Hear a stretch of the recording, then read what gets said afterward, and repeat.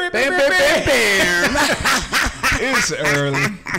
There's a lot happening today, guys, but it's all good. Good morning, good morning, good morning, good morning. And welcome to the one on this beautiful Tuesday morning. Yes, sir. It is apparently going to be a scorcher today. Oh, is that a right? scorcher? But you guys are used to scorchers. So this is so apparently. funny, honey. He is from... Well, let's introduce and then talk to him. Well, we talking to him like, you know, Like everybody knows who he is, Like right? Like he's day. part of the show. Okay. All right. Introduce yourself, my friend. Hello, I'm Pete Gallego. I'm. Is that the radio voice? Is That the is. radio voice? That was the radio voice. What do you think of that? Is that okay? It was good. Coming to you good. live. Coming to you live. Oh, wow. Mr. Pete is in the building. And Pete, what is your current working position, sir? Well, I'm a candidate for the state senate seat in District 19 that starts here in San Antonio, but it goes all the way out west to West Texas, Big Bend National Park area. I was in the legislature for a while, spent some time in Congress, and now hoping to work a little closer to home in the Texas legislature. I like it. You know, I was not aware that it went that far. It's a big district. It's actually one of the bigger districts, one of the more diverse districts. But frankly, that's what I love about it. Yeah, yeah. It's one of the things I really enjoy. And that's, you know, to me, the diversity shows like you got to be kind of real. You know, when the people like you and it's a bunch of different type of people, right. It's, you know, they're liking you. They're, right. you know, I don't know. I think that's good too. I'm liking the fact that you like to be there. I do. I really, you know, I love, it's a lot of miles that I put on my vehicle, but everywhere you go, you meet people and you hear about their life stories and you hear about their challenges and really it touches you. You want to go out and make a difference and you want to make your communities better and those kinds of things. I really appreciate that. I just thought about the block walking in that area. Tell you what, July is a really rough month to block walk. I will tell you. Oh my gosh! I'm drinking plenty of water, but I'm losing plenty of weight. Oh my goodness! I'm just thinking, man. Shout out to his volunteers. We love you guys. Trust me, we love you. So, okay, so let's start kind of from the beginning of why we're here, why we're even having an election. Do you know that early voting has begun already? And some of you are probably like, who are we voting for? What is the election? What's going on? So we gotta educate on that. So can you tell us why we're even having an election right now? Absolutely. Our state senator who represented our region was Carlos Uresti, and Carlos resigned recently, and the governor of Texas, Governor Abbott, declared an emergency election for that vacancy. So that vacancy is going to get filled. The election, early voting started yesterday, and it goes through the 27th. And then the election day itself is July 31st. There's 8 people running, so if nobody gets more than 50% of the vote, then we gotta go again. You got to go again. You take the top two into a runoff. But I you know, look, I'm hopeful with despite the fact that there are 8 candidates out there. It goes really well. There's a lot of enthusiasm. There's a lot of energy, and the idea for me anyway is to build it up towards November, right? So that I can so that I can help build that wave. Absolutely. Yeah. So, question: 8 candidates. Are they all in similar areas? Because that is a big area that we're working with. So all 8 are running for the same position. We're all on the same ballot. There's 4 Democrats, 3 Republicans, and a Libertarian. Okay. So everybody runs at the same time. This is what's called a jungle election, really. I mean, everybody's on the same ballot. And that's there's kind no of primary. unique also. That's very unique, right? Because So usually the Democrats choose a candidate, right. The Republicans choose a candidate, and then you go forward to November. That's right. That's not what happens in this case. In this case, it could be 2 Democrats in the runoff. It could be a Democrat and a Republican. It could be 2 Republicans. You know, Right, it's right. just however the turnout goes, however the votes go. However the votes go. So, and okay, you said the key word that I want to ask you that question real quick. Turnouts on voting. Yeah, that's. I will tell you, if you ever wanted to make a difference in an election, this is the election to do it. So there are about 850,000 people in a senatorial district, but because it's July and, you know, the hottest month of the year, and you're trying to stay close to home, or some people, you know, if you have the opportunity to leave for a little bit somewhere cooler, you might head out.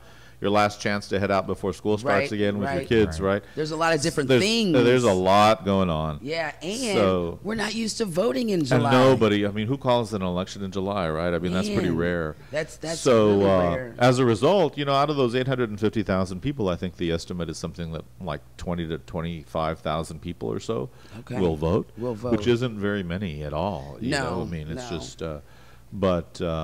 well, across the board, voting is low. We were talking about that at the convention this week. It's just kind of like, you've got less than 35% of voters just across the board, no matter where you're at. And I'm thinking, gosh, if we want to change the face of the government right now, literally all we have to do is get out and vote. Well, people say that Texas is a red state, and I don't believe it's a red state. I believe it's essentially a non-participatory, a non-voting state. If we could get our folks out there to turn out, it would be a completely different look. place. Do we know what the voter turnout is just in the state of Texas, as opposed to how many people eligible voters live here? We typically rank about 48th or so in terms of our turnout per capita. I mean, obviously we have 50. more. We're usually in the lowest. We only have 50. We're usually 48. Yeah, we're pretty close to the bottom. You gotta let me let that sink in, B. You gotta give me a minute, man. We're usually pretty close to the bottom in terms of our turnout. He said 48, and then you said out of 50, and it made me. I had to think about it, and I'm like, we are the worst. Right? No, you third to worst. Okay, well, we're real close to the worst. Well, either way, I mean, you're now. clearly in the bottom, 10%, and that's not the good place. That's not a good place to be. No. That means we are true, and you're right, because I've always said this. I'm bottom like, 3%. Oh my gosh. Like it's all making sense to me now. Wow. But as a state, every time I think about Texas, though, you've got Dallas, Houston, San Antonio, even Austin. You've got these big metropolitan areas none of which are red. None of which are red. They're all like very multicultural areas. And I'm always wondering, why the freak is Texas always red? And what he's saying makes sense. I'm thinking it's this little electoral vote process, which is probably has something to do with it too. But I'm thinking it's these little counties and however it is, but it's really just lack of coming out, because we are one of the biggest states. So yeah, like if the people just came out and voted, it would be blue like tomorrow. By population, we're the second largest, right? Yes. But the truth is that it is really difficult to get Texans out to vote, and you hear all sorts of stories. I mean, people will tell you, my vote doesn't matter, or I was there everybody's once. the same. Who cares? It doesn't impact me. Why should it matter? You hear all sorts of stuff. But I will tell you this: this year, I think more people are energized and more people are enthusiastic and more people want. Because this year, I mean, I think the current president did more for us than we could have ever done for ourselves in terms of teaching us what's at stake, right? The importance of our voice, and the difference between the parties and the importance of participating, and what happens if you don't participate. Yeah. Right? I mean, so I got asked a question: if someone asked you, why should I vote? What would you say? And their thing was they would pretty much like kind of bring out names like, well, Trayvon Martin, you've heard of him. Well, he can't vote. And it's basically the people who have been killed unfairly are just, we already know that conversation. In my mind, I was thinking, well, if you don't vote, you still vote. I think the truth is that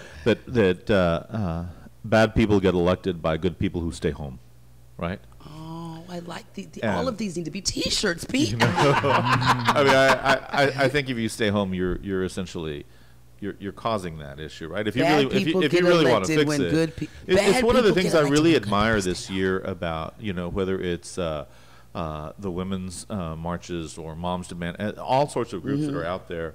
The folks that are out there protesting the family separations.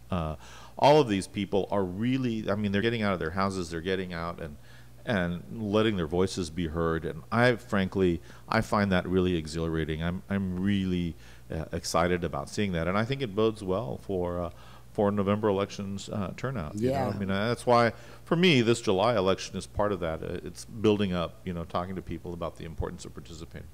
I'm loving it. So, would you have any questions or anything right now? Because I'm thinking, if you guys have any questions, please, like, yeah, hit us up on the hit us feed. up.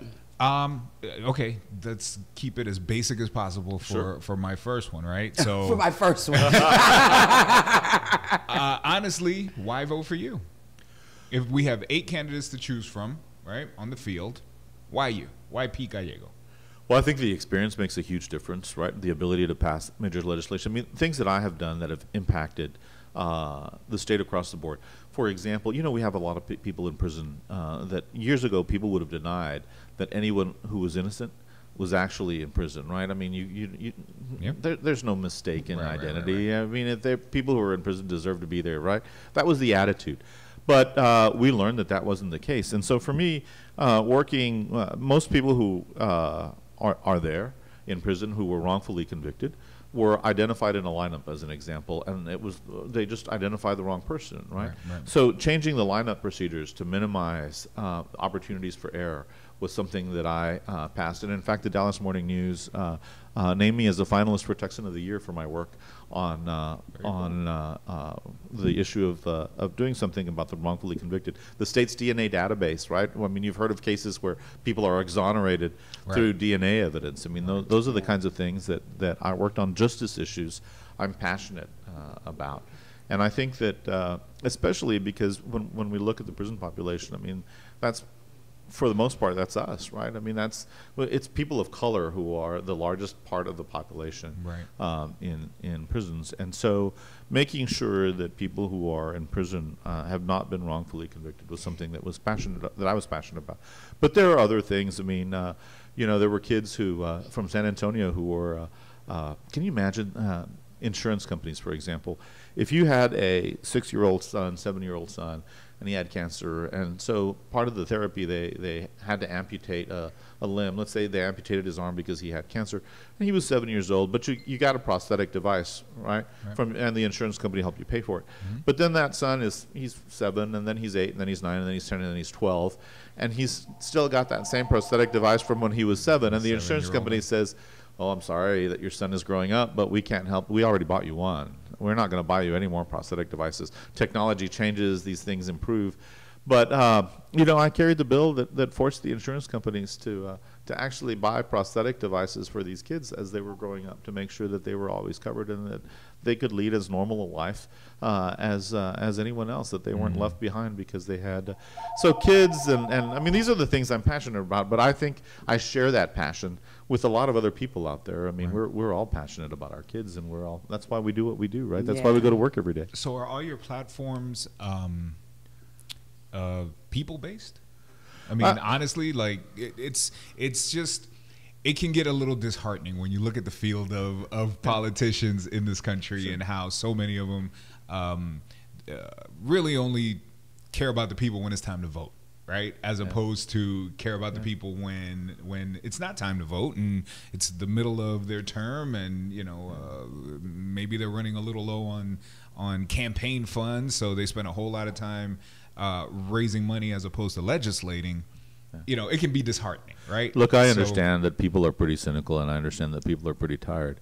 But I think, again, over the course of the last now 2 years, as we've watched what's going on in our country, we understand the importance of making a difference and picking the right people. And for me, it really is, it's so community-based, right? Because that's how I grew up. And I want to give back. I feel like public service is a debt. I've been phenomenally lucky in my life. I feel like I've won the lottery 5 or 6 times, right? I mean, I married an incredible woman. I have a phenomenal son. I mean, these are all, but good line on the incredible woman. Very good. You got. No, I mean, so again, you feel like you've got to give back, right? And it really is. I mean, Nicolas, my little boy, was 7 pounds and 7 ounces when he was born. That's a moment that you never forget, right? That's etched in your brain forever. You hold him the first time, and it's just, it changes you. It changes your life. And so that passion that I have, I've really put it to work, and I hope to get the opportunity to work in the Texas Senate to put that passion to work for the people of Senate District 19. Very cool. So I have a question for you, because Yes, and I don't even know if it's a question. I just want to tell somebody. Okay, absolutely. I just want to tell somebody. So I have a friend that was in a situation, and that the whole court and sentencing and all that stuff had to happen, right? And from what I am understanding after talking to folks and calling to see what happened, because it wasn't a good thing that ended up happening, but there was a scenario where it was like, okay, we're gonna sentence you, and you were talking about sentencing, and this is what made me think about it. But we're gonna sentence you, and it was almost like, all right, guys, if you haven't figured out something, then you either stay all night or you come up with something. You know what I'm saying? And then it's like, okay, well, 10 years or 20 years then, and then it's like, are y'all not taking the time? You realizing that you're putting a time on someone's life, and really taking the time to study what's going on and what's happening before you put out this sentence. And when hearing what was going on, I was like, who do you tell to stop that? I mean, I don't know. It just seems so unfair that people could just be like, well, I'm tired, I want to go home, so could y'all figure out? Where convenience is taking the there's no such thing to me as, when you're talking about somebody's freedom and somebody's life, you take as much time as you need to take. You would think. It seems to me. And for me personally, I've spent a lot of time working on things like indigent defense, right, where to make sure that people understand and they have a good attorney that sits with them and talks to them and make sure that they understand the proceedings and the process.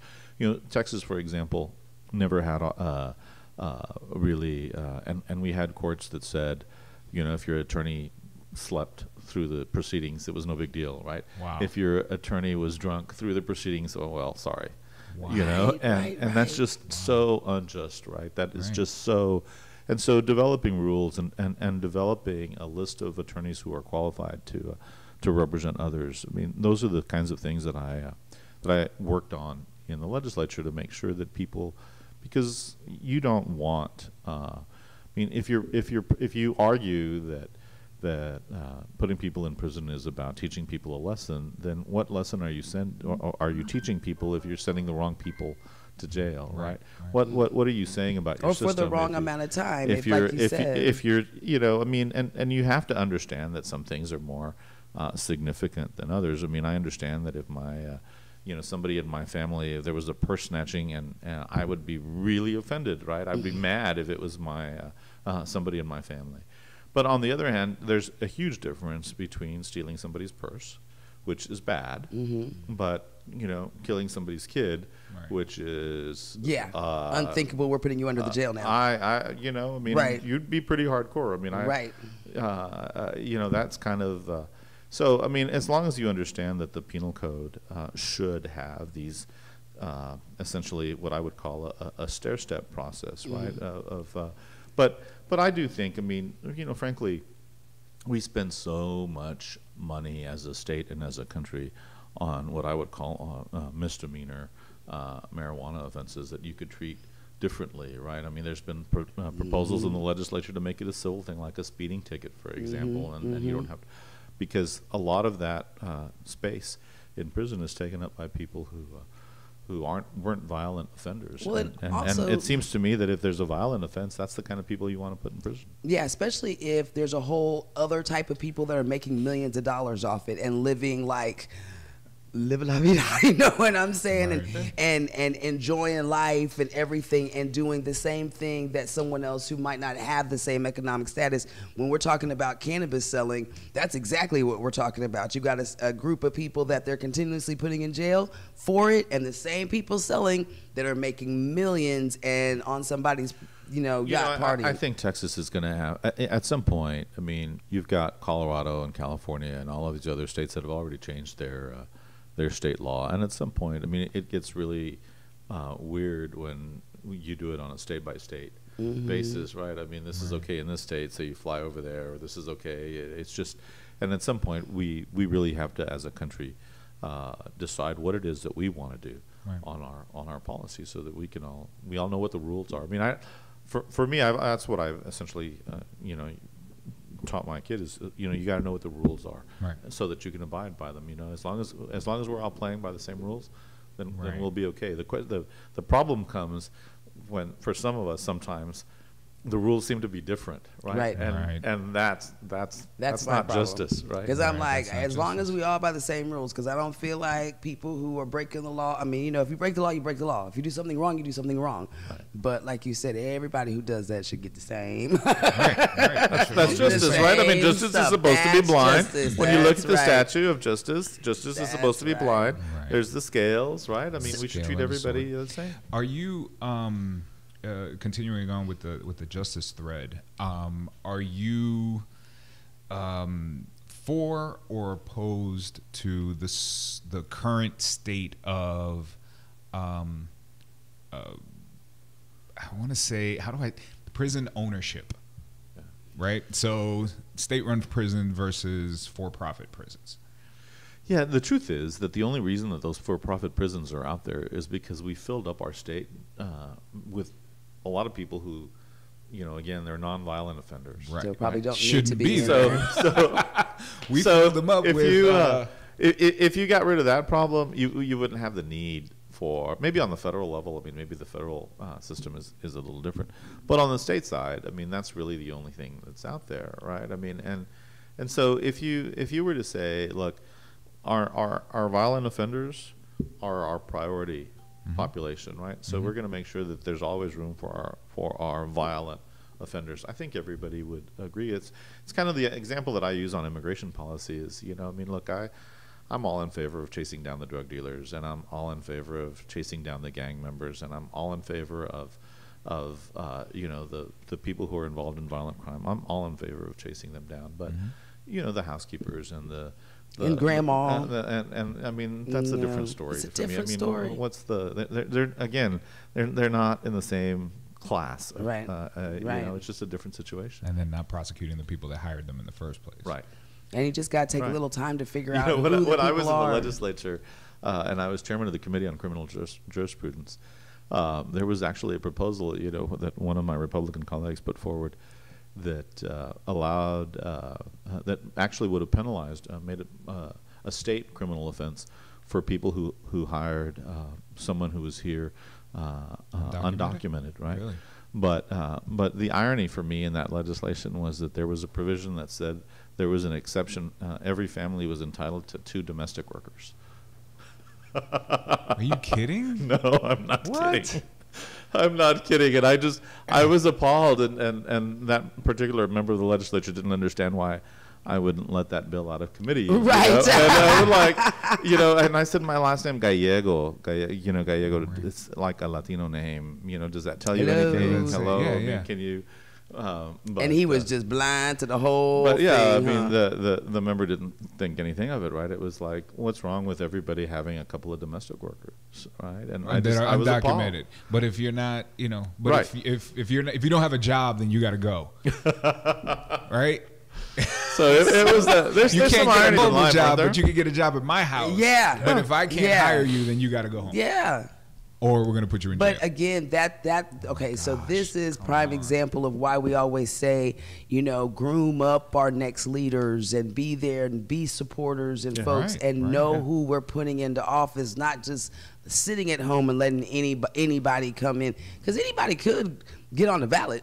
Yeah. Right? I Yeah. mean, you don't have Yeah. to have a degree or have to have a this or have to Nah. have a that. To No experience, no Put your nothing. name. She said, no experience No experience necessary. necessary. You I don't mean, even- look at you the don't White even- House. Come You on. don't I even know, have we to know know. that you shouldn't be Right. hiring undocumented workers in your house. Right, Apparently, if you so- don't want, you don't even have to know that. But the thing comes down to it when we talk about being good and having these good ethics and things like it's what you do when the door is closed. It's what you do when nobody's looking that determines that type of person that you are. right. So again, the door is closed with all similar, like-minded folks, and we're ready to write into domestic workers. And if he wasn't there, that would have been. Right. That would have been okay. It would Yeah, I have been wouldn't let that bill out of okay. committee. I So wouldn't then let that people But- scrambling looking for But domestic we- worker jobs. But we, as our cultures, both black and browns, right? And this is why I always say it. When we do get our folks in place, not only do we always want to say, well, we've got to keep them accountable, but you also have to keep them supported, right? Because usually you're the only one in the room. Right. So he needs to know that he is going to stand tall for you, and y'all ain't gonna leave him there. Right. You know, he's gonna stand tall, and that's what we want them to do. That's important. It's important, but this is the kind of stuff that I'm talking about. When Starbucks happened and all that stuff went down, and you've got this huge company that within less than 24 hours, the head guy comes on and says, "I'm sorry, and we about to do training, and Didn't you appreciate that? I thought that was really amazing. I loved it, but you know what I appreciated more that nobody want to talk about? And every time I mention it, black people in themselves are going to say, well, I don't care who did it. As long as it was done, I do care. Because the second highest person that's paid at Starbucks is an African-American woman. Yeah. And again, just like you wouldn't let that bill pass that door, right? She was, in my mind, she was in that office like, oh no. But you know what I'm saying? Yeah. Like, there is accountability when you're looking at something that you've offended. Right. And to me, that's why we got to be in the room. That's why we got to be when we are in the room and we do see change, please don't brush it off like it ain't nothing. Right. That's please don't say to me that, well, that man could have done that without that woman there. We didn't fight to get that woman there to brush her off. Right. When we see change in less than 24 hours. You can't tell me it wasn't because that black woman was there. He looked adversity in the face in his own office. Right. And he had to make a change. No, and you got to remind people that you're there. I mean, you've got to remind people that you're part of the fabric of society. Absolutely. Right. You've got to remind people. And frankly, it's also incumbent on us. I mean, one of the challenges of being a person of color, you know, Ann Richards was a friend of mine years ago. And Ann Richards used to say, the example that she used about women, she said, that Ginger Rogers did everything Fred Astaire did, but she did it backwards and in high heels, right? Acknowledging that for some of the parts of the population, it's harder than for others, right? And for people of color, the challenges sometimes are different, right? But that's why it's also important for us to lead by example, right? And we've got to remember that those of us who are fortunate enough to be elected and do those kinds of things, we carry with us the hopes and dreams of our communities, right? We carry, we should be setting an example for others and not forgetting where it is that we came from. As however high you get, whatever you're able to accomplish in life, it's important that we remember. I mean, I remember every day, you know, my grandparents and great-grandparents, and the difference in the life that they led versus the difference in the life that my son leads, for example, or I lead. And we've come a long way, and we have to appreciate that. But we also have to understand that we have a long way to go, and that we've got to keep working every single day to make sure that people take us seriously, to make sure that our kids have as much opportunity as any other kid anywhere else, and to make sure that that we also get to fulfill that great potential and that American dream that we all talk about. Nice. I'm excited. What is your current stance on, you know, obviously the situation at the border? Yeah. The families separated. That's a horrible thing. Can you imagine? I can't imagine somebody. You know, I have a hard time leaving my family behind for a couple of days. You know, and getting your kid ripped off out of your arms. I mean, literally, and not knowing where they're taking him or her, not knowing when you're going to see them again. You'll get a call in 24 to 48 hours. I don't know who thought of that, but I'm appalled, and there's absolutely nothing right about that policy, and I frankly can't believe that somebody thought that was okay. Can you tell me? Oh, I'm so sorry. No, that's okay. Go Just ahead. to wrap that one up. If elected, what can and would you do to help the situation? Well, I'll tell you, there's a lot of things that you can do, but it's a federal policy, so the kinds of things that you can do are more, you know, do you know that in some places they haven't allowed state officials, elected officials or otherwise, to go and see and make sure the kids are okay, right? They don't even let you in the door, right? Well, the food handlers in there, they have to get a certificate from the health department that says they can handle food, right? Okay. If something goes wrong in any of those facilities, they need state law enforcement to help them, right? So they need state services. If you know what, if you need state services, if you're required to have a state license, then you need to be able to let the state authorities inspect that facility at any given time, right? I mean, I've already been in the process of drafting a bill like that to make sure that they understand that while they're in Texas, they also have to show us that they're not violating these people's civil rights, that they're treating people well and with dignity and respect. Yeah. All of those kinds of things that they say they are, but I want to see. Right. I want proof. I'm not. Show me how you're doing that. Right. Yeah. Right. It's like they say, yeah, we're doing this, and they're fine. Yeah, right. Well, okay. Yeah. But let's verify that. Yeah, because they're also not the people in the trenches either. So those are the kinds of things, using the bully pulpit, using state law to accomplish your goals. Those are the kinds of things that I think are pretty important to do. Okay. Now, could you tell me exactly, or tell the people exactly what your job will be? Because sometimes I don't think we know what each person's supposed to do. And we want you to change the world, but that doesn't come with your job title. I would love to change the world.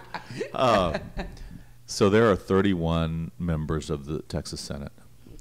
And in the Texas Senate, you have the opportunity as one of those 31 people to do things like you get to advise and consent to the governor's nomination so that people from your community get an opportunity to serve in various state posts, and so that we can make sure that those people who are appointed look like the rest of the state, right? That there's some diversity. That is important to me. But even more, I mean, one of the things is you get to work on how the state spends its money.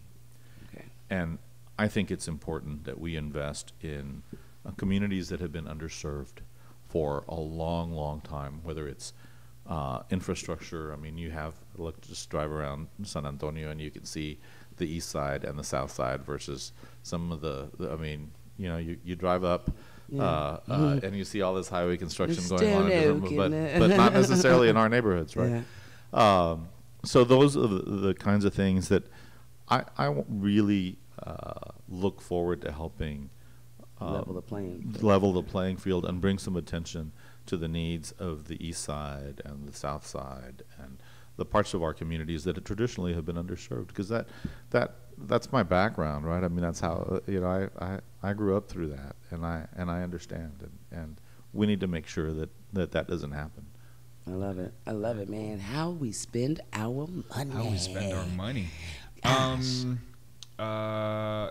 The only thing I can think of now to ask as a politician is about your opinion or view on the federal level now. The biggest story on the federal level right now, which is yesterday's oh my gosh, wow. press conference. Well, let me say one thing. I never think of myself. I tell people the only part of politics I don't like is the political part, right? So I don't think of myself as a politician because I hate politics. I like public service. I really like making people. I like making a difference in people's lives. Yeah. And frankly, when I saw the president's performance yesterday, and when he is standing next to the leader of Russia and essentially throwing the American intelligence services and under the bus, right, and talking about how strong Mr. Putin is, and talking about how they had, it reminded me of there's a book and a movie called The Manchurian Candidate, and it makes you. It makes you. You think that far? I don't know that far. I'll tell you what. I saw a guy that You saw a guy that you wonder, how could this man be America's president? I mean, the U.S. I mean, yeah.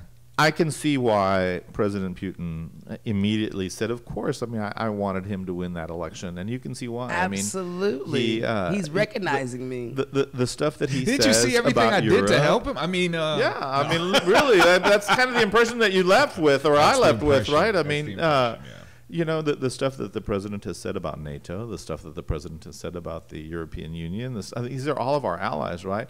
And so he goes and he, just trashes all of the people that have for 50, 60, 80 years been on our side, and then he goes and makes nice with the one that's trying to sink us all, right? I mean, I don't understand that, and I am really tremendously disappointed. And I wish more people who have been Trump fans, I saw some, but not enough. I wish more people would understand that, that was it was just really inexcusable, I think.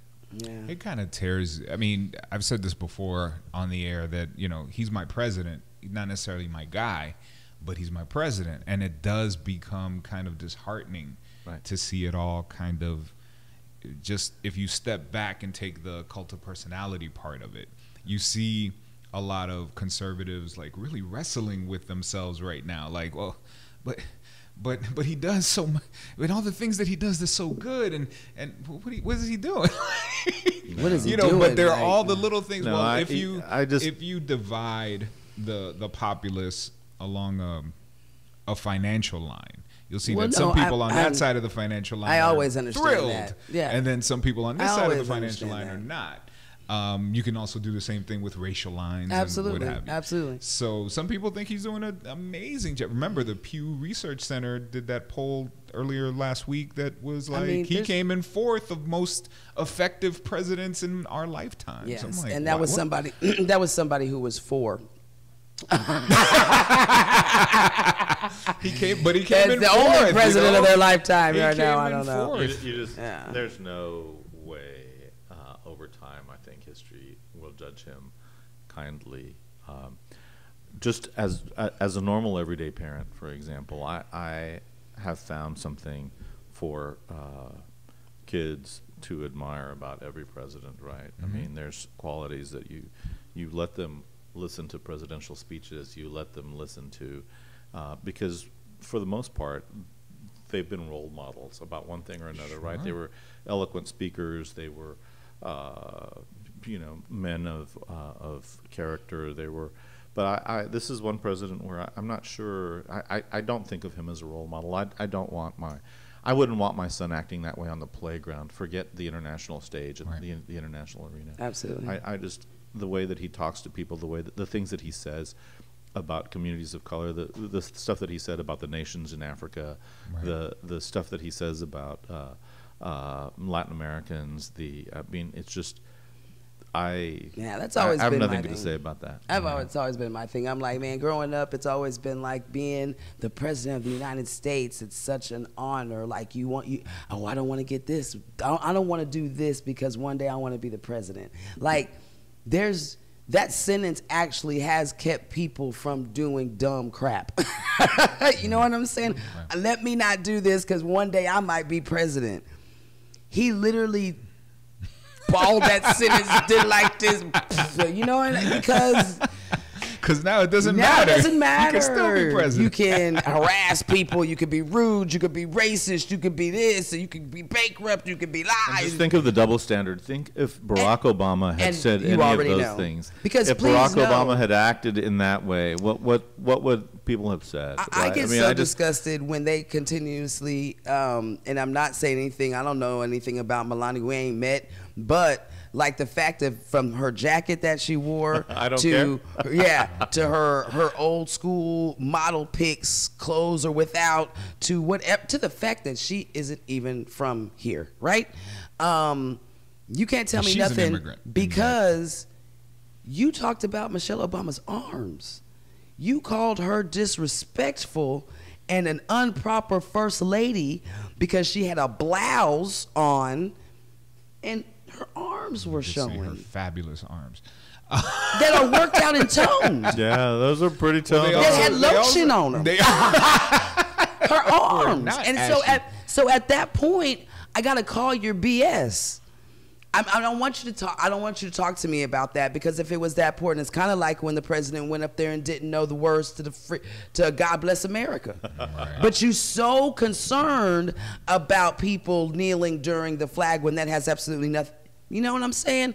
Right. I got to call you on. He and so many Republicans, a major talking point when President Obama was president and he would go overseas, they would always call it an apology tour. President Obama's on an apology tour, and then you had yesterday's performance, and it's where are those apology tour people screaming out that what are you doing? Same thing. It's Look, if something is wrong, it's wrong no matter who does it. It's right. Yes. That's right. Yes. And if something is Going right, back to your criminal justice, again, I mean, I think people need to be prepared. I remember I grew up watching, Richard Nixon and Watergate, and what was amazing to me, the difference now is that everybody thought that what Richard Nixon did was wrong, Yeah. right? Everybody came together, Democrats, Republicans, and said, you know what, you can't be breaking the law like this. Right. And now I watch President Trump, and I hear what he says and all of those kinds of things, and representing our country, I think, in such a poor fashion. And yet he still has that core group of and it's a big group, right? I mean, it's not, you know, if we're not, if we continue in our non-participatory ways, then, you know, he could conceivably be reelected. I mean, it really is. They have said that. It really is an issue of turnout. And but I'm just appalled that things have changed in that way, that we have people are yelling at the press, you know, and we have fake news and all of these other kinds of things, and people deliberately try to throw mud in the water so that you can't really see the real stuff. Right. Absolutely. And we've got to be able to see through that. And we've got to be able to see through that and listen to folks that are compassionate, and you can tell when people are real. You can tell. I know I can. I know y'all can too. That's the goal. Yeah. So guess what? All of this conversation, just to remind you that early voting has already begun, started yesterday. This is not a normal thing to have an election during July, but one of the things that we were talking about with Roland Martin on the panel was different tactics that people use in politics to keep people from the polls. Now, we might even think, that doesn't really happen. Well, look, there's an election in July where it's hot. You might be doing your vacation thing. I mean, school starts in, you know, three weeks or so. So you might be doing that last vacation thing, or just not thinking or not used to going to the polls. And next thing you know, you don't go vote, and you're like, wait, what did happen, right? So we don't want you to do that. And we're letting you know, and hopefully you'll tell a friend, and they'll tell a friend, and they'll tell a friend, that'll bring 5 friends to go vote in this special election. Your voice is definitely needed. There should be no election ever that goes, I mean, I feel like our numbers should be soaring. Can we get to 50%? Yes, can we? Soaring high to the sky. And we talked about this before. It seems as though the idea is to make it a fun thing, right? So make it like a concert event, and go vote, and then you can get in, or have festivals or picnic voting. See, like candidates can't do that stuff, but I feel like radio stations can. All day. Right? Like we have this concert going on, and as long as you got your voting sticker, you get in free, and something. Right. It is so important that we teach our kids, and our whole family has to go watch us vote. Yeah. Right? That we have to teach our kids how important it is, because too many generations of our folks have not taught their kids the importance of voting, because we couldn't vote, or because we were deliberately intimidated, or any one of a number of things that happened to keep us away from the polls. Right. And so if we teach our kids to participate, make voting a family event. I mean, I've been taking my son to vote since he was really old enough to crawl, and helping making sure that he learns those lessons of the importance of participating. If we all do that, and if we can do that at the polls, right, have different, I've done that before, where we have mariachis at one poll, or face painters at another poll, or we have, because you want to make it a family-friendly thing, and you want to make it an experience where people want to go. Make it a tradition. That should vote and go get ice cream. Look, we do all kind of challenges. I think there's a dance challenge going on right now, or whatever. There's all kind of challenge. I challenge you to get 5 people. I don't know if registration's probably over or whatever, but I know that there's still registration for November, you know what I'm saying, to get. So make sure that the people around you are registered to vote. Like, we talk about a lot of crazy stuff that it really has no relevance, or is not gonna affect our kids and grandkids and things of that sort. So like, let's do something on purpose, with purpose, for purpose, right? There you go. Tell you what, we need a great public. You guys are in a great position to do a PR campaign. You remember that? Friends don't let friends drive drunk. Mm-hmm. We ought to do friends don't let friends not vote. There you go. Friends don't let friends. You done gave me 3 t-shirts, Pete. I'm making money off of you today, Pete. Friends don't let friends not vote, and that is going to be the campaign. I am going to have to hashtag that right now. There you go. So I don't friends forget. Don't let friends not vote. See with me, man. I'm on it. Absolutely love it. Tell us about how people can learn more about your particular campaign and you. Absolutely. I mean, you can go to my Facebook page, which is Pete P. Gallego on Facebook, and you'll learn a lot about me and my background and what's going on in the campaign. Or you can go to my website, and that's PeteGallego.com, and it's PeteGallego.com, PeteGallego.com. And those are the probably the easiest two places to learn about my background, to learn about my views, to learn about my vision for the future of Texas. Very nice. I love it. She's still hashtagging. I'm on She's working hard over here. I am on it. I'm trying to figure out which one I want to put. The hearts. That's going to start it off. And then when I get in front of my computer, I'm going crazy with it. I love it. I love it. I love it. So we got the Facebook page because we want y'all to join his Facebook page and follow him. The website as well so you can learn more information about him. I'm sure you can call an office number if you have questions and want to get, why should I vote for you? And what you going to do? And what you going to do? Just please know what his job, what he's supposed to do. So it gets on my nerves when people call my buddy Cruz, the councilman of District 2, and be like, hey, man, it's your fault that this hospital didn't get built on Blanco. Look, man, his job isn't to build buildings, especially not in his district. You know what I'm saying? It's a group of city officials that have to come together to put buildings up and to do different things. You know, some things are more, we're concentrating on streets and infrastructure and things of that sort. Like he said, where does the money go in the states? How are we spending our money? We have a lot of elected officials for a lot of different reasons to do a lot of different jobs. People are handling the money, probably aren't doing other stuff because they got to concentrate on the money. There's a lot coming in. So please understand everybody's role and then find those people that you know are good for not just you, but for your community. Because we've got to start thinking outside of our families too. That's, I think, in our society is just so bad. We worry about our household. I ain't worried about nobody else's household or nothing else. But you are worried about it when that person either robs, steals, kills, or whatever, right? Or if you're in trouble and nobody's helping But you. now we're talking about what's wrong with our society, what's wrong with our community, what's wrong with this? Well, because you was only worried about you. Where's your mentor? Where's your this? Where's your that? Where's your teachings? To make sure that our community as a whole is rising together, not just your family. So you'll see the difference. We hear stories from grandma and grandpa and everybody else in between of great things that happened because they did things together. There's an author at the NAACP, and I'm horrible because I can't remember the book's name, but her mom lived in lived somewhere here in the United States, right? In one of those small cities and stuff that they weren't doing people right. Her alone basically changed everything because she got everybody to vote. She started going door to door, neighborhood to neighborhood, making friends, but whatever she had to do, and everybody trusted her. So they were like, all right, we're gonna register to vote. All right, one woman changed the face of a whole freaking area because of registering her people to vote. Rosa Parks. You tell me that one normal, everyday person can't make a difference? Yeah. Think of Rosa Parks. Absolutely. Absolutely. There we go, man. All right, so here's the deal. We are all going to go right now because we have so many things to do. We have this. Man, it's early. Hey, look, man. You taking me away from my first love. We've got so many things to do. I don't care about my neighbors. So before you leave, we must pray. Deal. Yeah, we always have these show off with Absolutely. a quick prayer. And I'm in. he's like, I'm in. I'm in.